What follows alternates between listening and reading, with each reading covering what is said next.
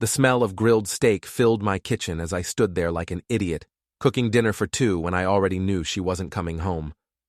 Again. Before we dive deeper into this story, I have one small request. Please subscribe, drop a like, comment, and hit that hype button to boost this channel so more people can discover these incredible Reddit stories. My name is Alex Carter, and I'm 30 years old with a successful real estate business in Columbus, Ohio. 4 years ago, I thought I'd hit the jackpot when I married Olivia. She was beautiful, ambitious, and had just started making waves as a social media influencer. Back then, her Instagram had maybe 10,000 followers. Now she's got 500,000 people hanging on her every perfectly curated post about fitness, lifestyle, and living your best life. Too bad her best life apparently doesn't include her husband. My phone buzzed. A text from Olivia. Not coming home tonight. Working late on content with Tara. I stared at the message, feeling that familiar knot in my stomach. Tara Banks, Olivia's best friend and manager, had been increasingly present in our lives, more specifically in Olivia's life, while I got pushed further to the margins. Okay, I typed back. Simple, clean, no drama. But inside, I was anything but okay. I turned off the grill and grabbed my keys. If Olivia was working late, she'd be at Derek Lyle's downtown penthouse. Derek was her ex-boyfriend from college, now a fitness influencer with his own gym and a social media presence that rivaled Olivia's. Officially, they were collaborating on content. Unofficially, well, I wasn't born yesterday. 20 minutes later, I sat in my Honda Civic across from Derek's glass-walled luxury building, watching the lit windows of his top-floor apartment. I could see silhouettes moving around inside, 2 people, dancing, laughing, living their best life. I pulled out my phone and ordered dinner for 2 from Giuseppe's, the expensive Italian place downtown. Delivery address, Derek's apartment. Name for the order, Alex Carter. The delivery guy showed up 45 minutes later. I watched him disappear into the building, then come back down looking confused. Through Derek's floor-to-ceiling windows, I could see the chaos unfolding. Olivia's distinctive blonde hair whipping around as she gestured frantically. Derek pacing back and forth, probably trying to figure out how I knew. My phone rang. Olivia. Alex, what the hell is wrong with you? I ordered dinner, I said calmly. Thought you might be hungry after all that hard work. This is insane. You're being paranoid and... Am I? I interrupted. Because from where I'm sitting, it looks like you're having a great time working on content. Very hands-on approach. Silence. Then, we need to talk. We sure do, but not tonight. Enjoy your dinner. I hung up and drove home, feeling something I hadn't felt in months. Control. The next morning, Olivia came home looking like she'd been up all night. Her usually perfect makeup was smudged, her influencer outfit wrinkled. She found me in the kitchen, drinking coffee and reading the news on my tablet. We need to discuss what happened last night, she said, trying to sound authoritative. Do we? I didn't look up from my screen. I thought everything was perfectly clear. Alex, you embarrassed me. Derek and I are working on a business partnership. The fitness collaboration could be huge for both our brands. Is that what we're calling it now? She slammed her hand on the counter. Stop being such a jealous asshole. That's when I looked up. Really looked at her. The woman I'd married 4 years ago had been genuine, excited about building a life together. This person standing in my kitchen was a stranger wearing my wife's face. You know what, Olivia? You're right. I'm being unreasonable. I stood up and rinsed my coffee mug in the sink. I should trust you completely. After all, what kind of husband questions his wife when she's out until 3 a.m. with her ex-boyfriend working on content? It wasn't like that. I'm sure it wasn't. I grabbed my keys. I've got showings all day. We'll talk tonight, if you're home. I left her standing there, mouth open, probably already composing her next Instagram story about toxic masculinity or some shit. My first stop wasn't a client showing. It was Gary's boxing gym, a grimy little place on the south side where I'd been training since college.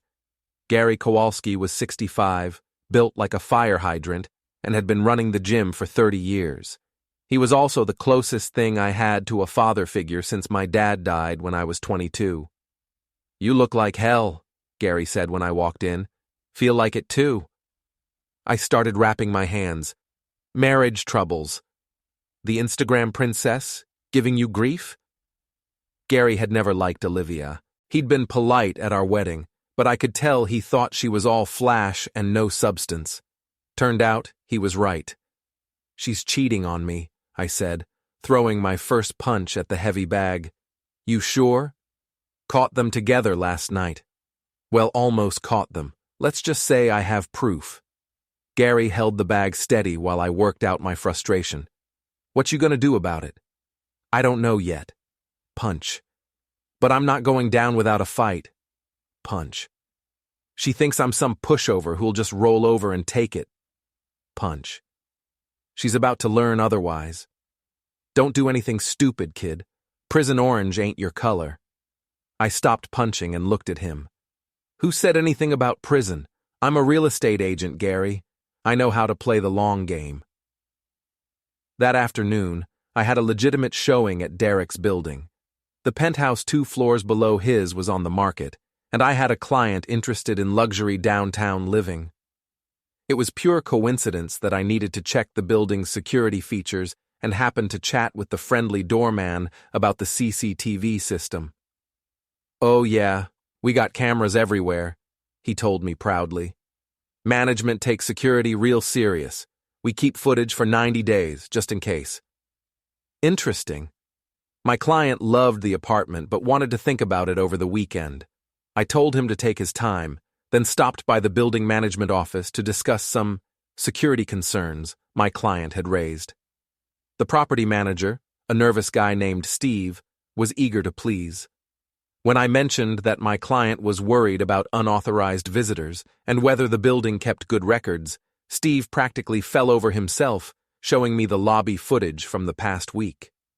There was Olivia, clear as day, entering the building at 9:47 p.m. on Tuesday, and Wednesday and Thursday, always staying until after midnight.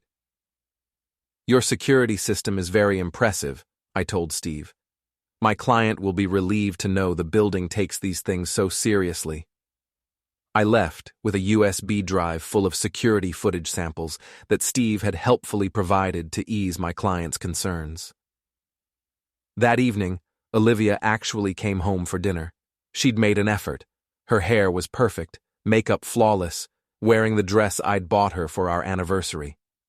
"I thought we could talk," she said, serving the takeout Thai food she'd picked up. "Sure. What did you want to discuss?" "About last night. I know how it looked, but Derek and I really are just working together. The fitness industry is all about partnerships and cross-promotion." I nodded thoughtfully. "That makes sense, and I'm sure all those late-night content creation sessions are totally necessary." "They are. We're launching a whole series about couples workouts and relationship fitness. It's going to be huge. Couples workouts, with your ex-boyfriend, while you're married to me." She had the grace to look uncomfortable. "It's not like that, Alex. It's business." "Right. Business." I took a bite of pad thai. "So when do I get to meet with your business partner? You know, husband to business partner?" That might be awkward. Derek's still a little weird about me being married." "Weird how?" "Just, you know how exes can be. He's protective of our working relationship." I almost laughed. The audacity was breathtaking. "Tell you what," I said. "Why don't I stop by his gym tomorrow? Introduce myself properly. Maybe even sign up for some training sessions." The color drained from her face. "That's not necessary." "I think it is. If he's going to be such a big part of your career, we should all be friends, right?" She pushed food around her plate, not eating. "Alex, please don't make this weird." "Weird? How could introducing myself to my wife's business partner be weird?" She couldn't answer that without admitting what we both knew was really going on. The next morning, I drove to Elite Fitness, Derek's gym. It was one of those trendy places with floor-to-ceiling windows, expensive equipment, and a clientele that looked like they'd stepped out of a fitness magazine. Derek was easy to spot. 6'2", perfectly sculpted, with the kind of tan that screamed, "I spend more on skincare than most people spend on rent." He was training a young woman who was hanging on his every word. I waited until he finished with his client, then approached. "Derek Lyle?" He turned, flashing the $1,000,000 smile I'd seen in countless Instagram posts. "That's me. You looking to get started on your fitness journey?" "Actually, I'm Alex Carter, Olivia's husband." The smile faltered for just a second before snapping back into place. "Alex? Great to finally meet you, man. Olivia talks about you all the time." "Does she? That's funny, because she hardly mentions you at all." His laugh was forced. "Well, you know how it is. We're just focused on the business side of things." "Right, the business." I looked around the gym, taking in the expensive equipment, the trendy decor. "Nice place, must be doing well." "Can't complain. The fitness industry's been good to me." "I bet. All those late-night content creation sessions must really pay off." Now the smile disappeared completely. "Look, man, I don't know what you're implying." "I'm not implying anything. I'm stating facts. My wife has been here until after midnight 3 times this week, working on content. With you." Derek glanced around, suddenly aware that other gym members were starting to notice our conversation. "Maybe we should discuss this somewhere more private," he said. "Why? We're just talking about business, right? Nothing to hide."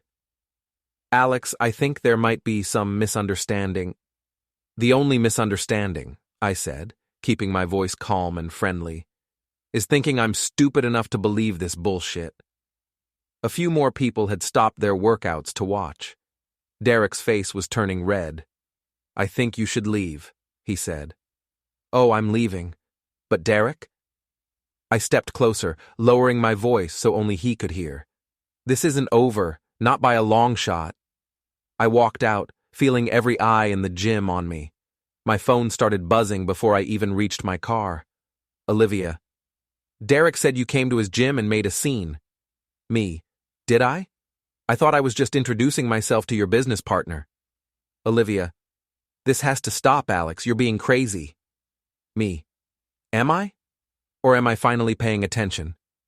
She didn't respond. That afternoon, I had lunch with my old college buddy Mike Rodriguez at O'Malley's, a sports bar downtown, where we'd been meeting monthly for years. Mike was a lawyer, married to his high school sweetheart, with 2 kids and a mortgage in the suburbs. "You look like shit," he said when I sat down. "Thanks. You're the second person to tell me that this week." "What's going on?" I told him everything. The late nights, the lies, catching them together, the confrontation at the gym. Mike listened without interrupting, occasionally shaking his head. "Jesus, Alex. I'm sorry, man. That's rough. The worst part is how stupid I feel. Like, how long has this been going on? How many people knew before I figured it out?" Mike looked uncomfortable. "Alex. What?" "Look, I didn't want to say anything because I wasn't sure, but Sarah saw Olivia and some guy at Meridian last month. They were close."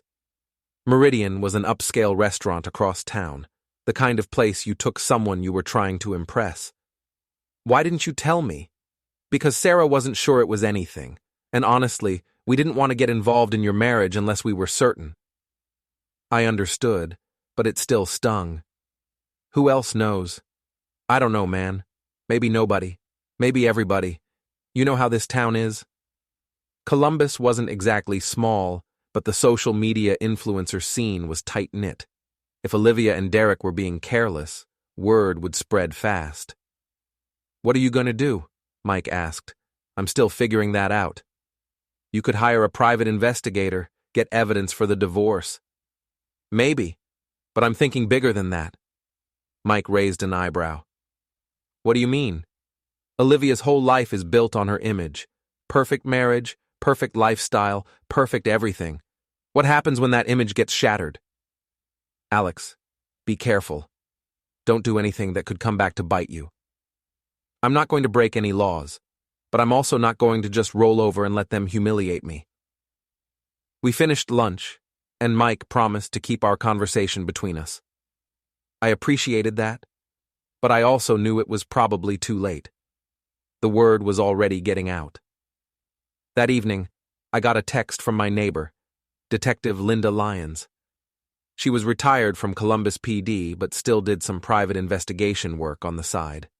More importantly, she was nosy as hell and knew everything that happened in our neighborhood. Heard you might need some professional advice. Coffee tomorrow? I texted back. Sure. 9 a.m. at Starbucks on High Street. Olivia came home that night acting like nothing had happened.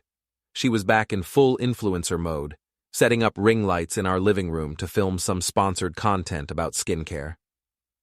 Could you not walk through the shot? She said, without looking up from her phone.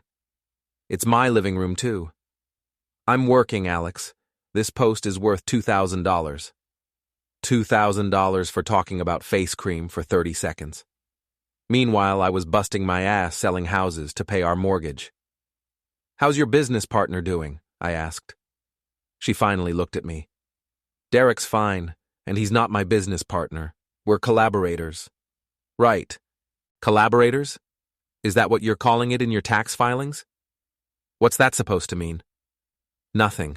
Just wondering how you're categorizing all this collaboration for the IRS. She went back to her phone, but I could see the wheels turning.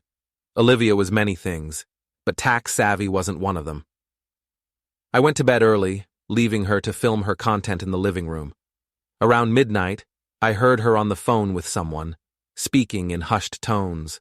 Probably Derek, or maybe Tara, planning their next move. Let them plan. I was 2 steps ahead already. Detective Linda Lyons was exactly what you'd expect from a retired cop turned private investigator. Short, stocky, with graying hair and eyes that missed nothing. She'd been living next door to us for 2 years, and I'd always suspected she kept tabs on the whole neighborhood out of professional habit. So, she said, stirring sugar into her coffee, marriage troubles? Word travels fast. Honey, in my line of work, word travels at light speed. Plus, your wife's not exactly subtle. I've seen that fitness boy's car in your driveway 3 times this month when you weren't home. That hit me like a punch to the gut. In my driveway. Black BMW, license plate says Fit God, real classy. They'd been meeting at my house, in the home I was paying for. The audacity was staggering. What do you need from me? Linda asked. Information, evidence. I want to know exactly what's going on and how long it's been happening. That'll cost you. My rate is $75 an hour plus expenses. Done. Linda smiled grimly. Smart man. Most guys in your situation want to handle it themselves and end up making stupid mistakes. I'm not most guys. No, you're not. You're thinking like a businessman instead of a betrayed husband. That's going to serve you well. We spent the next hour going over details. Linda would start surveillance immediately, focusing on documenting the affair and any other relevant activities. She'd also run background checks on Derek and Tara, looking for anything that might be useful. One more thing, she said as we were leaving. Be careful who you trust. In situations like this, people pick sides fast, and they don't always pick the side you'd expect. I found out what she meant that evening when I met my usual group for drinks at Murphy's Pub. It was a standing Friday night tradition. Me, Mike Rodriguez, Tom Bradley, and Jennifer Walsh, all friends since college. The atmosphere was weird from the moment I walked in. Conversation stopped, and everyone suddenly became very interested in their drinks. Okay, I said, sitting down. What's going on? Tom, who worked in marketing and had always been the most diplomatic of the group, cleared his throat. Alex, we heard about what happened at Derek's gym. What about it? Jennifer, a local news producer with a sharp tongue and zero patience for bullshit, jumped in. You can't go around threatening people, Alex. It's not a good look. Threatening people. I introduced myself to the guy who's been screwing my wife. That's not how Derek tells it, Tom said. I felt the blood drain from my face. You've talked to Derek? He's dating my sister, Tom said quietly. The silence that followed was deafening. Your sister? I repeated. They've been together for 3 months. She's crazy about him. I stared at Tom, trying to process this information. So Derek is dating your sister while he's screwing my wife? That's not... Look, Alex, relationships are complicated. Bullshit! I slammed my beer down hard enough to splash foam on the table. There's nothing complicated about this. He's cheating on your sister with my wife. Lower your voice, Jennifer hissed, looking around the crowded bar. Why? Afraid people might hear the truth? Mike, who had been silent up to this point, finally spoke up. Alex, maybe you should consider that there might be more to this situation than you understand. Like what?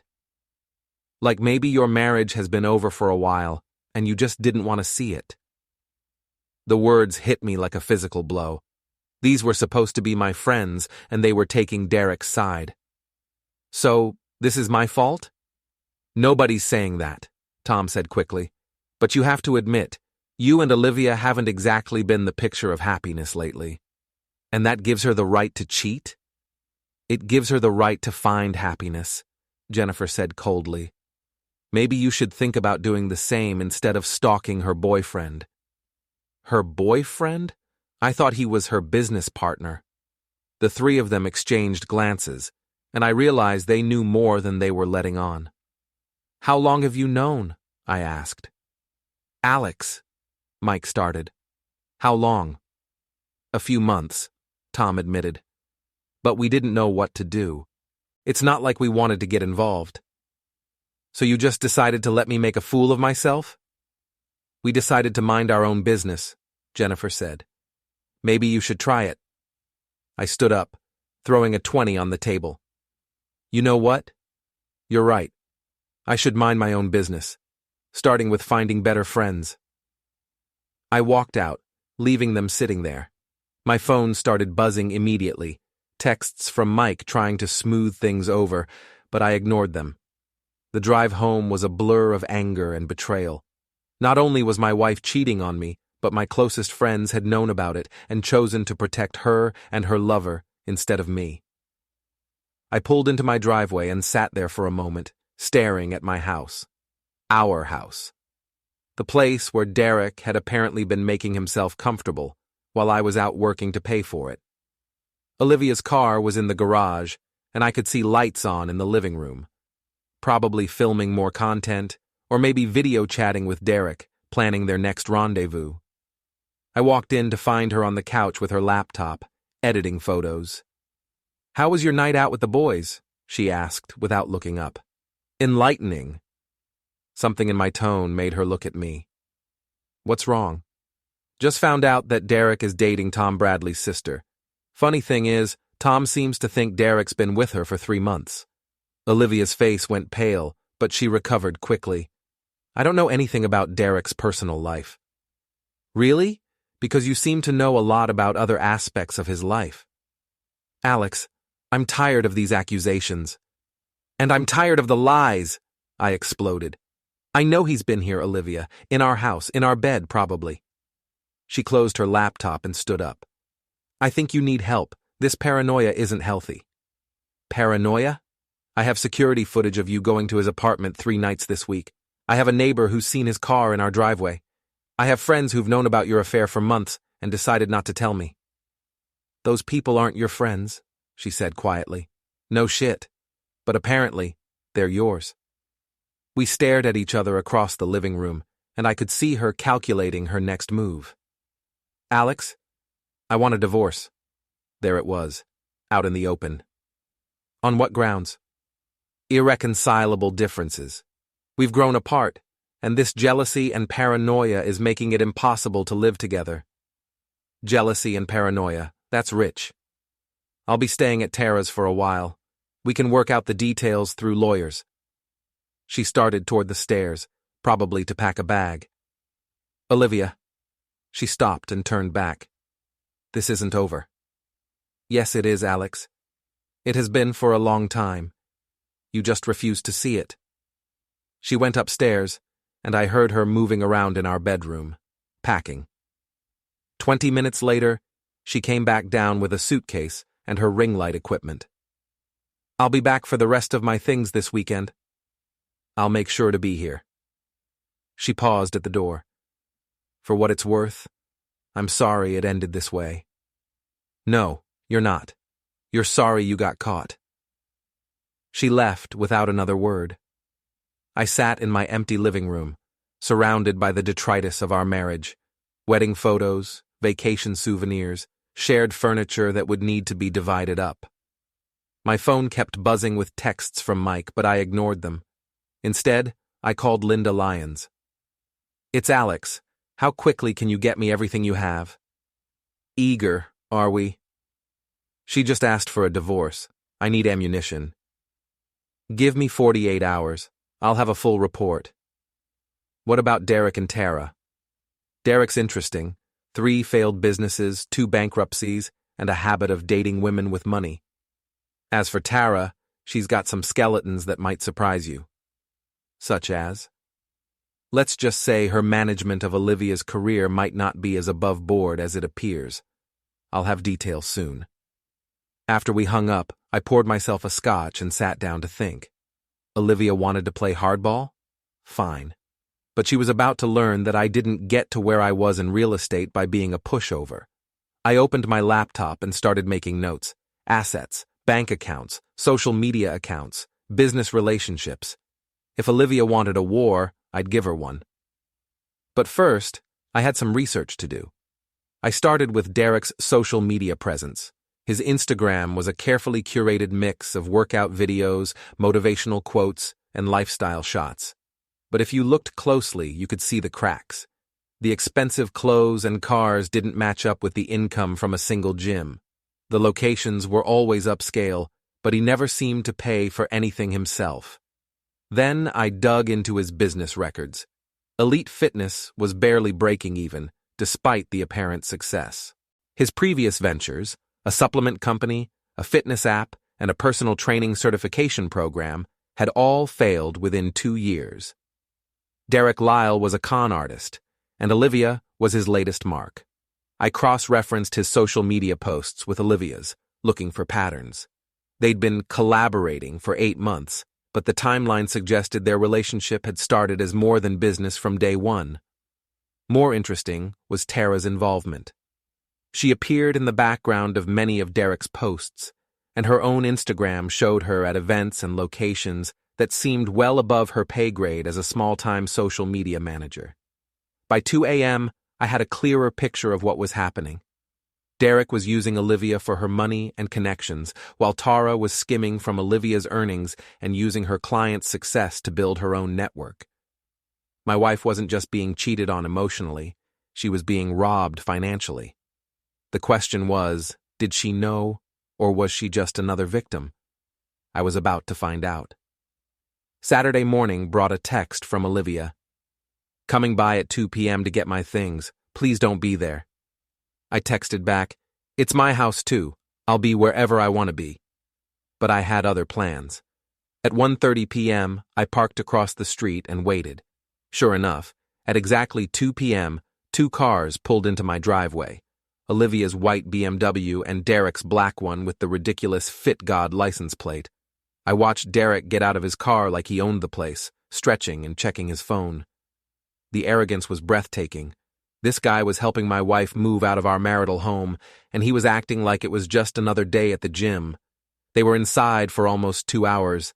I could see them moving around through the windows, and at one point Derek came out to load boxes into his car, my wife's belongings, going to his place. When they finally left, I waited another 30 minutes before going inside. The house felt different, emptier but also cleaner somehow. Olivia had taken her clothes, her equipment, and most of the decorative items that had made the place feel like home. But she'd also left something behind. In her rush to pack, she'd forgotten her iPad on the kitchen counter. The iPad where she kept all her business files, social media drafts, and personal photos. I picked it up and swiped to unlock it. She'd never changed the password from our anniversary date. Some habits die hard. What I found in her messages and emails was worse than I'd imagined. The affair with Derek had started 10 months ago, not 8. But more damaging were the financial arrangements. Tara had been systematically overcharging Olivia's sponsors and pocketing the difference. Worse, she'd been using Olivia's name and credit to secure deals for other clients, then keeping the full commission. Derek's involvement was even more calculated. He'd targeted Olivia specifically because of her earning potential and my real estate connections. There were messages between him and Tara discussing how to maximize the opportunity and transition her assets. They were planning to clean her out. But the most damaging discovery was a series of messages between Olivia and Tara discussing me. Olivia: Alex is getting suspicious. He showed up at Derek's gym. Tara: we need to speed up the timeline. Can you get access to his business accounts? Olivia: I have his passwords, but I don't know. Tara: this is your future we're talking about. Derek's not going to wait around forever. Olivia: you're right, I'll handle it. My wife wasn't just cheating on me, she was planning to rob me. I screenshot everything and uploaded it to a secure cloud drive, then put the iPad back exactly where I'd found it. My phone rang. Linda Lyons: I've got your report. You're going to want to see this in person. We met at her house an hour later. Linda's home office looked like something out of a detective movie. Bulletin boards covered with photos and documents, multiple computer monitors and filing cabinets that probably contained the secrets of half the city. Your wife's in deeper trouble than she knows? Linda said, handing me a thick folder. What do you mean? Tara Banks isn't just skimming money. She's running a full-scale fraud operation using social media influencers as fronts. Olivia's just the biggest fish in her net. The documents Linda had compiled were damning. Tara had at least 6 other clients, all successful influencers, and she was stealing from all of them. Fake sponsorship deals, inflated expenses, phantom business partnerships, the works. How much are we talking about? From Olivia alone, probably close to $200,000 over the past year. I felt sick. Does Olivia know? Hard to say. Either she's incredibly naive, or she's willfully ignorant. But there's more. Linda pulled out another set of documents. Derek Lyle has done this before, twice. He targets successful women, seduces them, then works with an accomplice to drain their accounts. His last victim was a real estate agent in Cincinnati, who lost her house and her business. Jesus Christ. The good news is that this gives you significant leverage in the divorce. If you play this right, you can not only protect your assets, but potentially save your wife from financial ruin. Why would I want to save her? She's trying to rob me. Linda looked at me seriously. Because if she goes down, she might take you with her. Some of these fraudulent deals were done using your joint accounts and credit. If the IRS gets involved, you could be looking at serious legal trouble. That changed everything. This wasn't just about revenge anymore. It was about survival. What do you recommend? Document everything, but don't confront them yet. Let them think they're winning while you build your case. Then, when you're ready, you expose everything at once. I spent the rest of the weekend planning. By Monday morning, I had a strategy. First, I secured my own finances. I moved my personal accounts to a different bank, changed all my passwords, and put alerts on my credit reports. Then, I set up a separate business account that Olivia didn't know about and started moving my real estate commissions there. Next, I reached out to my lawyer, not the family attorney Olivia and I had used for our wills, but a shark named Patricia Chen, who specialized in high-conflict divorces and financial fraud. This is quite a mess you've found yourself in, Patricia said after reviewing Linda's report. But it's not insurmountable. The key is controlling the narrative. What do you mean? Right now, they think they're in control. Your wife thinks she's leaving you for a better life, and her conspirators think they've found the perfect mark. We're going to let them continue thinking that while we build an airtight case. How long will that take? A few weeks, maybe a month. Can you handle playing the victim that long? If it means destroying them in the end, absolutely. Patricia smiled grimly. I think we're going to work well together. That evening, I got a call from Mike Rodriguez. I almost didn't answer, but curiosity got the better of me. Alex, we need to talk. Do we? Look, I know you're pissed about Friday night, and you have every right to be, but there's something you need to know. I'm listening. Tom's sister broke up with Derek. Apparently, she found out he was cheating on her. With my wife. Yeah, and she's furious. She wants to talk to you. This was an interesting development. Why? Because Derek screwed her over too. She lent him money, co-signed on his car, even invested in his gym. Now she's finding out he's been lying about everything. When can I meet with her? Tomorrow night. O'Malley's at 7. Mike? Yeah? This doesn't make us even. You still chose their side over mine. I know. And I'm sorry. I was trying to stay neutral, but there's no neutral in something like this. No, there isn't. Tuesday evening, I walked into O'Malley's to find a young woman sitting alone at a corner table. She looked like a female version of Tom, same dark hair, same sharp features, but with red-rimmed eyes and a bitter expression. Sarah Bradley? Alex Carter.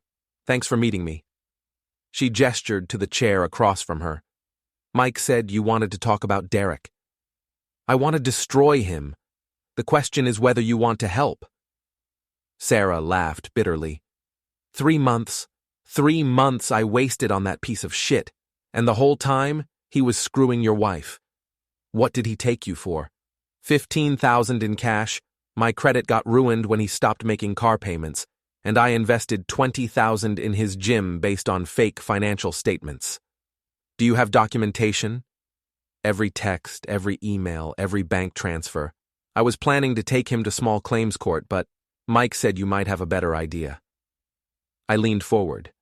How would you feel about helping me expose him publicly? Not just to a judge, but to everyone. What do you mean? Derek's whole life is built on his image, social media followers, gym membership, sponsorship deals. What happens when everyone finds out he's a con artist? Sarah's eyes lit up with malicious glee. When do we start? We spent the next 2 hours planning. Sarah had inside knowledge of Derek's business operations, his personal habits, and his financial vulnerabilities.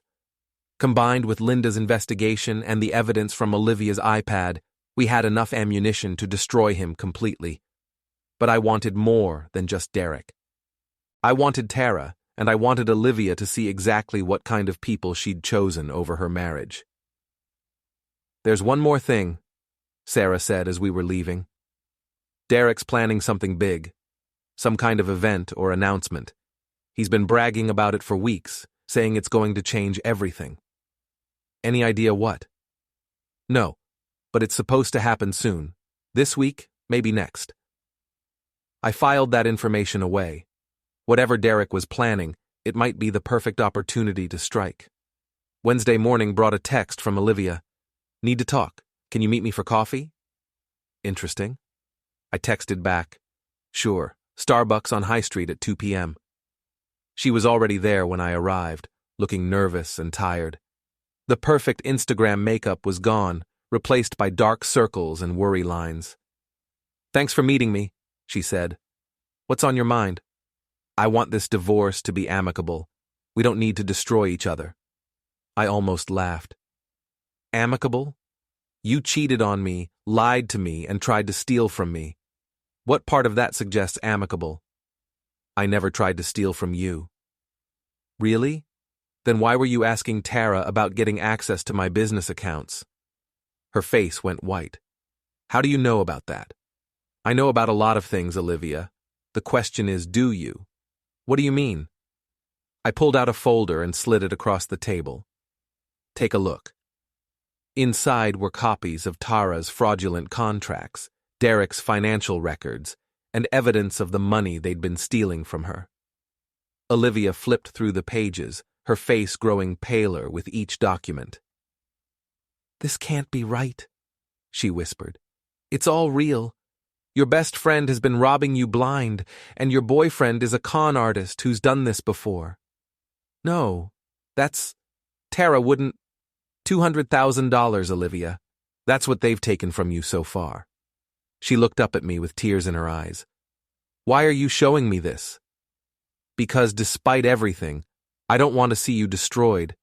But if you continue down this path, that's exactly what's going to happen. What do you want? I want the truth. All of it. And I want you to help me stop them before they hurt anyone else. Olivia stared at the documents for a long time, then looked back at me. I need time to think. You don't have time. They're planning something big, and when it happens, you're going to be left holding the bag. She gathered up the papers and stood. I'll call you tonight. She left me sitting there, wondering if I'd just made a huge mistake or a brilliant move. My phone buzzed. A text from an unknown number. Stop digging or you'll regret it. I showed it to Linda when I got home. They're getting nervous, she said. That means we're close. Close to what? The endgame. Whatever Derek's planning, it's happening soon. And when it does, we need to be ready. That night, Olivia called. I confronted Tara, she said without preamble. And? She denied everything, said you were making it all up to get back at me. What about Derek? I haven't talked to him yet. But Alex, some of those documents, the bank statements and contracts, I remember signing them. Tara said they were standard agreements. Do you have copies? No, she always handled the paperwork. Said it was easier that way. Olivia, you need to get out of there, tonight. I can't just... Yes, you can. Pack a bag and go to a hotel. Don't tell them where you're going. You think they'd hurt me? I think they're desperate, and desperate people do stupid things. There was a long pause. Alex, I'm scared. Good, you should be, but I'm not going to let them destroy you. Why? After everything I've done, why would you help me? Because you're still my wife, and despite what you think, I still love you. Another pause. I'll call you tomorrow. She hung up, and I sat there wondering if I'd just saved my marriage or walked into a trap. I was about to find out which. Thursday morning started with a bang, literally. Someone had thrown a brick through my front window during the night with a note attached. Mind your own business. I called Linda immediately. They're panicking, she said, examining the damage. This is good for us. Good? Someone just vandalized my house. Which means they're making mistakes. Desperate people always do. I was sweeping up glass when my phone rang. Olivia, and she sounded terrified. Alex, I need help. I think you were right about everything. Where are you? Hotel downtown, the Marriott, but they keep calling and texting. Tara showed up at my room this morning demanding I come back. What did you tell her? That I needed space to think, but she's not buying it. She knows something's wrong. Stay put. I'm coming over. 20 minutes later, I was knocking on the door of room 1247. Olivia opened it immediately, and I was shocked by what I saw. She looked like she'd aged 5 years in the past week. Her hair was unwashed, her eyes were red from crying, and she was wearing sweatpants and a t-shirt instead of her usual carefully curated outfit. Thank you for coming, she said. Tell me what happened. She sat on the bed and pulled out her phone. After we talked yesterday, I started really looking at my finances. Alex, I can't account for almost half of my income from the past year. Show me. For the next hour, we went through her bank statements, contracts, and business records. The pattern was clear. Tara had been systematically stealing from her, using increasingly elaborate schemes to hide the theft. I confronted her this morning, Olivia said. Not about the money, just about some of the contracts. She got defensive, then angry, started saying things about how I was nothing without her, how she made my career. What about Derek? I haven't seen him since Tuesday, but look at this. She showed me her phone. Dozens of missed calls and texts from both Tara and Derek becoming increasingly frantic and threatening. Derek, Where are you? We need to talk now. Tara, you're making a huge mistake. Come back before you ruin everything. Derek, don't listen to your psycho husband. He's trying to destroy us. Tara, I know where you are. We're coming up. The last message was from 10 minutes ago. They're here? I asked. I think so. I saw Derek's car in the parking lot when I looked out the window. As if on cue, there was a loud knock on the door. Olivia, open up. We need to talk. Tara's voice, sharp and demanding. I looked at Olivia. Do you trust me? She nodded. Then let them in, but stay behind me. Olivia opened the door, and Tara pushed past her immediately, followed by Derek. They both stopped short when they saw me. What the hell is he doing here? Derek demanded. Protecting my wife from thieves and con artists, I said calmly. Your wife? Tara laughed harshly. She's not your wife anymore. She's moved on to better things. Better things like fraud and embezzlement? I don't know what you're talking about. I pulled out a folder and spread documents across the hotel room desk. Really? Because I have bank records, forged contracts, and evidence of systematic theft going back 18 months. Derek stepped forward aggressively. You don't know shit. I know you've done this before. Cincinnati, wasn't it? Real estate agent named Monica Webb? You cleaned her out of $300,000 before she figured out what was happening. Derek's face went pale, but Tara jumped in. You can't prove anything. Actually, I can.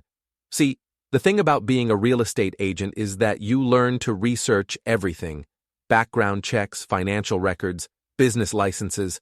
And what I found is that you two are running a sophisticated con game. I turned to Olivia. Did you know that Tara's been using your name and credit to secure deals for other clients? Or that Derek's gym is 3 months behind on rent and facing foreclosure? That's not true, Olivia said weakly, but I could see the doubt in her eyes. Show her the contracts, I said to Tara. The real ones, not the fake versions you've been giving her. Tara's composure finally cracked. You don't understand the business. There are expenses, overhead. Bullshit. You've been stealing from her, and now that she's figured it out, you're trying to intimidate her into staying quiet. Derek stepped closer to me. You need to back off, old man. Or what? You'll throw another brick through my window? I don't know what you're talking about. Sure you don't. Just like you don't know about the threatening texts or the vandalism. The tension in the room was reaching a breaking point. Derek was clearly considering violence, while Tara was calculating her next move. That's when Olivia spoke up. I want to see the real contracts, all of them. Tara turned on her. Olivia, don't let him poison your mind. We're a team. We've built something amazing together. By stealing from me? By managing your career? Do you have any idea how much work goes into maintaining your brand? The networking, the negotiations, the constant hustle? And that justifies theft? Derek grabbed Olivia's arm. Babe, you're being manipulated. This guy is trying to destroy us because he can't handle losing you. Let go of her, I said quietly. Make me. I'd been hoping to avoid violence, but Derek was clearly itching for a fight. He was bigger than me, younger, and probably stronger, but he'd never been in a real fight, just posed for Instagram photos in his gym. I had 15 years of boxing experience and a lot of pent-up rage. Derek shoved me hard. I stumbled backward but kept my balance. Derek, stop! Olivia shouted. No, let him come, I said. I've been wanting to have this conversation. Derek swung at me, a wild haymaker that telegraphed itself from a mile away. I ducked under it easily and came up with a short uppercut to his solar plexus. He doubled over, gasping. Alex! Olivia screamed. Derek straightened up, his face red with rage and embarrassment. He charged at me like a bull, and I sidestepped, letting his momentum carry him into the hotel room wall. Stay down, I warned him, but Derek was too proud and too stupid to quit. He came at me again, and this time I didn't hold back. A quick jab to his nose, followed by a hook to his ribs. He dropped to his knees, blood streaming from his nose. "Stop it!" Tara yelled. "I'm calling the police." "Go ahead," I said. "I'm sure they'd love to hear about your fraud operation." That shut her up. Derek was trying to get back to his feet, but the fight had gone out of him. He slumped against the wall, holding his nose. "You broke my nose," he whined. "No, I didn't. But I will if you touch my wife again." I turned to Tara. "Here's what's going to happen. You're going to return every penny you've stolen from Olivia.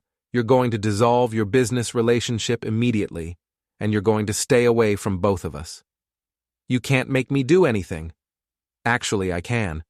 Because if you don't, I'm going to the police, the IRS, and every social media influencer in the city. Your career will be over, and you'll probably be facing criminal charges." Tara looked at Derek, who was still bleeding and whimpering, then back at me. "This isn't over," she said. "Yes, it is. Get out." They left, Derek leaning on Tara for support, his designer t-shirt covered in blood. When the door closed, Olivia and I stood there in silence for a moment. "Are you okay?" I asked. She nodded, then started crying. I held her while she sobbed, feeling like maybe, just maybe, we might be able to salvage something from this mess. "I'm so sorry," she whispered. "I'm so fucking sorry." "I know. How did I get so stupid? How did I not see what they were doing?" "Because you trusted them, and because they're very good at what they do." She pulled back and looked at me. "What happens now?" "Now we figure out how to put your life back together, and maybe our marriage if you want to." "Do you want to?" I thought about everything that had happened, the lies, the betrayal, the humiliation. But I also thought about the woman I'd fallen in love with 4 years ago, and the broken person standing in front of me now. "I want to try," I said. She kissed me then, soft and tentative, like she was afraid I might push her away. I didn't. But even as we held each other, I knew this wasn't really over. Tara and Derek weren't the type to just disappear quietly. They'd fight back, and when they did, I needed to be ready. My phone buzzed.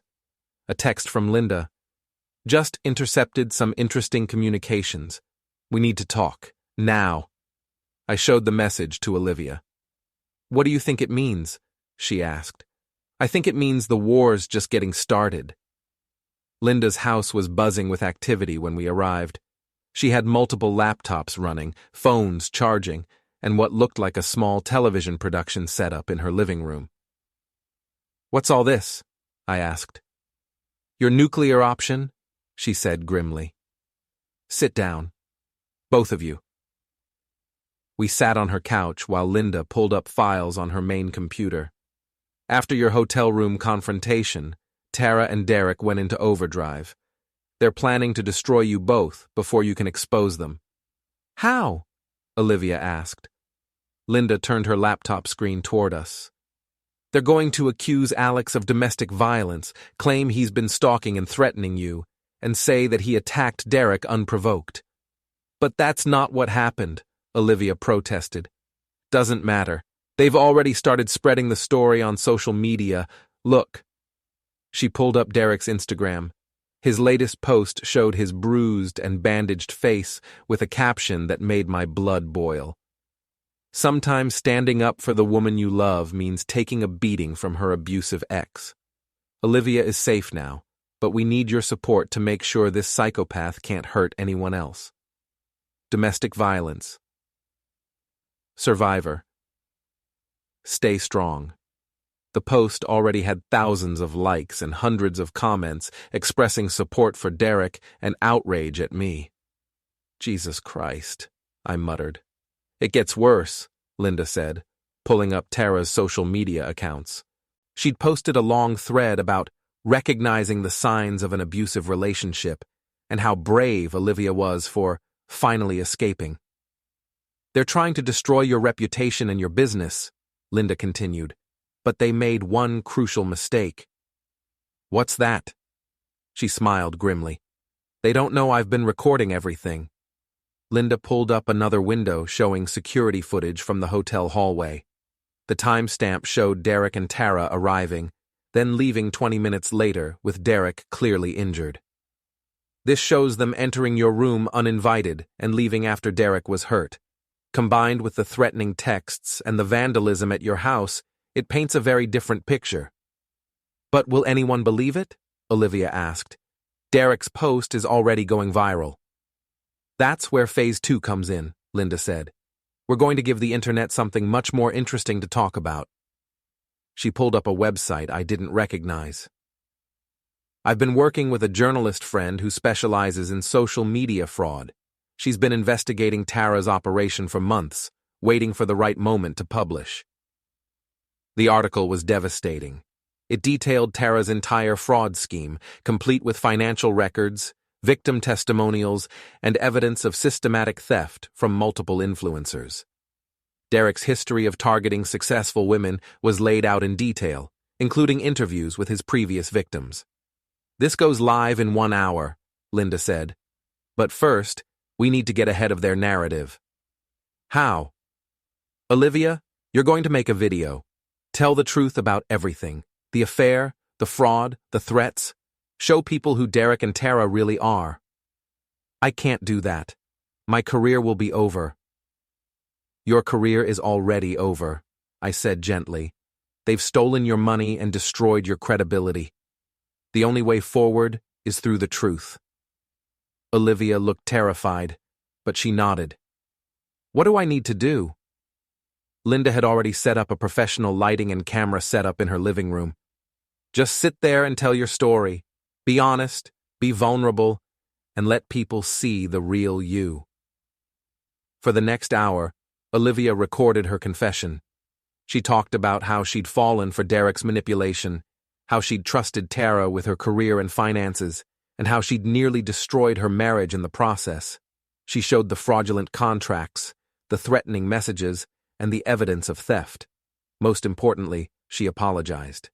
To me, to Derek's other victims, and to her followers who had trusted her. I was stupid and selfish, she said, looking directly into the camera. I let these people manipulate me into betraying everyone who actually cared about me. I can't undo what I've done, but I can make sure they don't hurt anyone else. When she finished, Linda immediately uploaded the video to all of Olivia's social media accounts, along with supporting documentation and links to the journalist's exposé. The response was immediate and overwhelming. Derek's post about being a victim of domestic violence was quickly overshadowed by evidence of his fraud and manipulation. Comments on his Instagram turned from supportive to accusatory. People started sharing their own stories of being scammed by Derek or Tara. Tara tried to do damage control, posting frantic messages claiming she was being framed, but it was too late. The evidence was too comprehensive, and more victims were coming forward every hour. By evening, both Derek and Tara had disabled their social media accounts, but screenshots and archived versions were being shared everywhere. It's working, Linda said, monitoring the online response. Derek's gym is getting review bombed, and Tara's other clients are publicly dropping her. My phone rang. Patricia Chen, my lawyer. Alex, I've been monitoring the situation. This is good for us, but we need to be prepared for them to escalate. Escalate how? Desperate people file lawsuits. They might try to claim defamation, harassment, anything to muddy the waters. Can they win? Not with the evidence we have. But they can make your life miserable for months while it plays out in court. As if on cue, my phone buzzed with a text from an unknown number. You've made a big mistake. This isn't over. I showed it to Linda and Olivia. They're not going to go quietly, Linda said. We need to be prepared for whatever comes next. What do you think they'll do? Hard to say. But people like this don't just disappear. They'll try to salvage what they can, probably by attacking you more directly. She was right. Over the next few days, Derek and Tara launched a desperate counterattack. They hired a sleazy lawyer who specialized in reputation management and started threatening lawsuits against everyone involved in exposing them. They also tried to turn some of Olivia's former friends against us, spreading rumors and trying to create doubt about our evidence. But it was too late. The truth was out, and it was spreading faster than they could contain it. Derek's gym closed within a week. His landlord evicted him for non-payment of rent, and his equipment was repossessed. The fitness influencer who had seemed so successful was revealed to be broke and desperate. Tara's management company collapsed even faster. Her remaining clients dropped her immediately, and she was facing potential criminal charges from multiple jurisdictions. But the real victory came 2 weeks later, when I got a call from Sarah Bradley. "Alex, you need to see this." She sent me a link to a local news story. Derek had been arrested trying to flee the city with what little money he had left. Apparently, he'd tried to withdraw cash from accounts that were already frozen by court order. Tara was arrested the same day at the airport, attempting to board a flight to Mexico with a suitcase full of cash and jewelry she'd bought with stolen money. "It's over," Olivia said when I told her the news. "It's really over." We were sitting in our living room. She'd moved back home the week before, and we were slowly rebuilding our relationship. It wasn't easy, and there were still a lot of trust issues to work through, but we were trying. "Not quite," I said. "There's still one more thing I need to do." The next day, I called Tom Bradley. "Alex, I heard what happened. I owe you an apology." "Yes, you do, but that's not why I'm calling." "What do you need?" "I want you to set up a meeting with Mike and Jennifer, all of us together." "I don't think that's a good idea. I don't care what you think. You all chose to side with the people who were destroying my marriage and stealing from my wife. The least you can do is face me." There was a long pause. "Okay, when and where?" "O'Malley's, tomorrow night, 7 p.m. The next evening, I walked into O'Malley's to find my former friends sitting at our usual table, looking uncomfortable and guilty. I sat down without ordering a drink. "So," I said, "how does it feel to be on the wrong side of history?" "Alex, we're sorry," Mike started. "We didn't know." "Bullshit. You knew exactly what was happening. You chose to protect the people who were hurting me instead of being honest with your friend." Jennifer, who had been silent, finally spoke up. "You're right. We fucked up." "Yes, you did. And you know what the worst part is? If you had just told me the truth from the beginning, none of this would have happened. Olivia might never have gotten in so deep with these people." Tom looked miserable. "What can we do to make it right?" "Nothing.